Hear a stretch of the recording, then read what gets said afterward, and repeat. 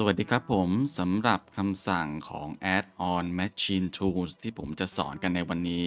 ผมจะนำเอาคำสั่ง Group ซึ่งเป็นคำสั่งสำหรับงานประเภท Rigging นะครับโดยคำสั่ง Group เนี่ยมันจะเป็นคำสั่งที่พยายามเรียนแบบคำสั่งของพวกโปรแกรม 3D อื่นๆอย่างเช่น Maya นะครับ อันนี้คือโมเดลที่ผมปั้นขึ้นมาแล้วก็ทำเป็นข้อต่อต่างๆเพื่อใช้กับ Add-on Machine Tool นะครับผมสามารถหมุน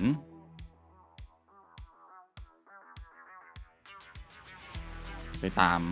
แกนที่ผมตั้งเอาไว้ได้นะครับ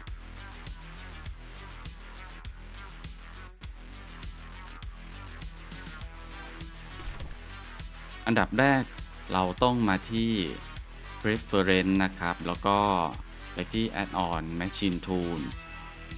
ก่อนที่เราจะใช้คำสั่ง Group เนี่ยเราต้องมากดเปิดตัวนี้นะครับแล้วก็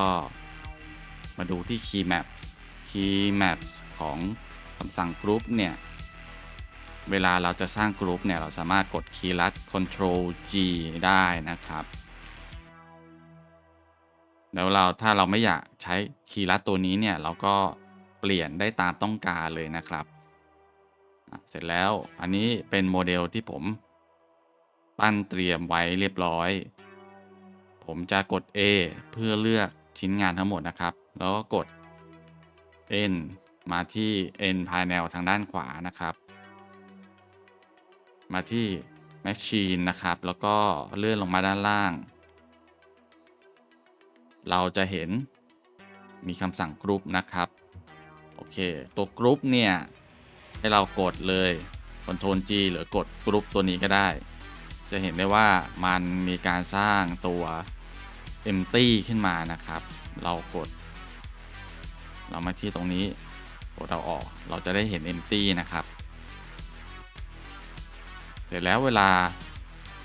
เราอยากจะปรับตัว Empty เนี่ย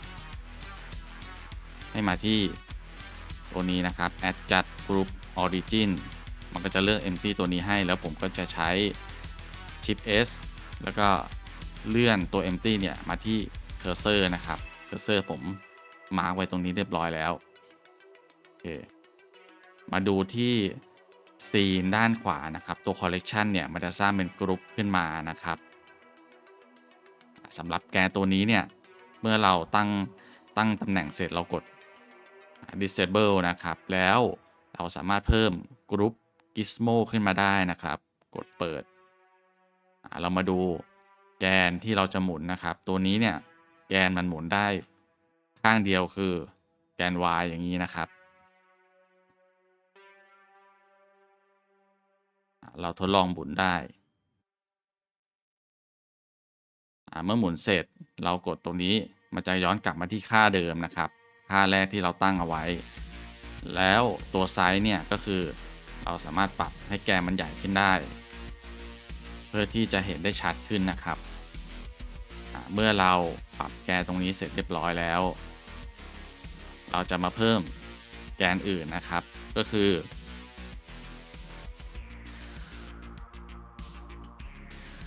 แกนตัวนี้ผมจะหมุนในแกน Z นะครับผมก็ต้องมาเลือกชิ้นงานแล้วก็กดกรุ๊ปนะครับโอเคตัวกรุ๊ปแล้วก็มากด adjust group origin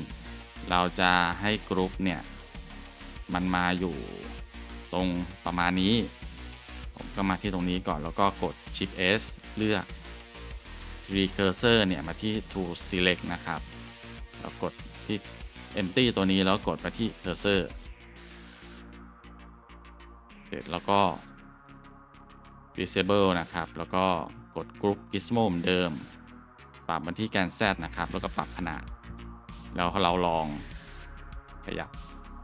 โอเค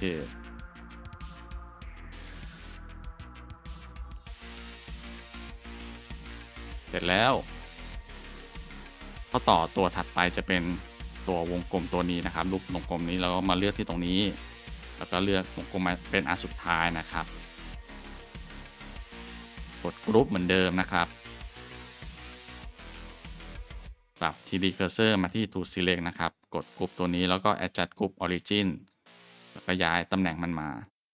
แล้วก็ปิดแล้วก็เปิดกรุ๊ป Gizmo นะครับ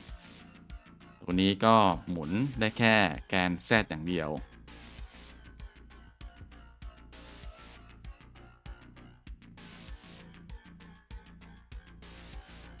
อันสุดท้ายก็คือตัวนี้นะครับตัวนี้มันสามารถหมุนได้ในแกน Y นะครับผมกดกรุ๊ปแล้วก็ปรับกรุ๊ป Origin เนี่ยมาที่ตำแหน่งเดิมเลยแล้วก็เปิดกรุ๊ป Gizmo นะครับเป็นแกน Y ตัวนี้ก็ปรับให้มันใหญ่หน่อยนะครับ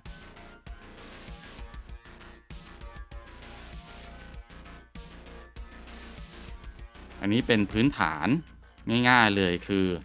ใช้สำหรับ Rigging งานประเภท Hard Surface นะครับเพราะว่างานประเภท Hard Surface เนี่ยมันไม่จำเป็นต้องมีการ Deform ก็คือปรับหมุนแค่ตรงข้อต่ออย่างเดียวเราก็จะใช้แค่แกน x y z นะครับตัวกรุ๊ป Gizmo ที่เขาใส่มาให้เนี่ยมันก็จะเป็นแค่การหมุนเท่านั้นจะไม่มีถ้าเท่าที่ผมดูเนี่ยมันจะไม่มีการขยับไปซ้ายขวาอะไรพวกนี้นะครับก็คือจะหมุนจะหมุนได้อย่างนี้อย่างเดียว